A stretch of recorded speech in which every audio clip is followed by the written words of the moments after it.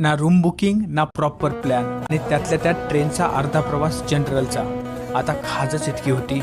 पण जसा प्लॅन ठरला तशी बॅग भरली आणि निघालो. आधीच उशीर, वरून कडक ऊन, मला लेट झाला होता. मार्चच्या या महिन्यामध्ये कोकणाला जायचा निर्णय चुकला तर नाही ना असं वाटतंय कदाचित. इतकं भयंकर ऊन आहे ना, दड पण येतं एक.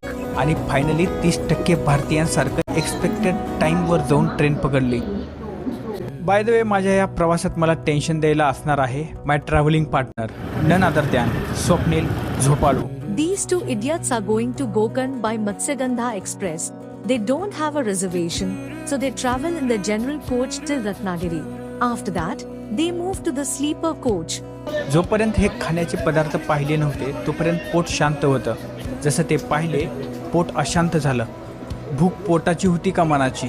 जे कोणी आहे त्याला टेम्पररी शांत केलं, पण रात्रीच्या परमनंट जेवणाचं नियोजन लागलेलं नव्हतं.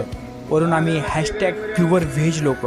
आमचं नशीब बाप, त्यामुळे चिपळूणला आम्हाला व्हेज बिर्याणी मिळाली. पण खरा प्रॉब्लेम अजून सॉल्वच नाही झाला. पहाटे गोकर्णाला पोहोचल्यास आराम कुठे करायचं?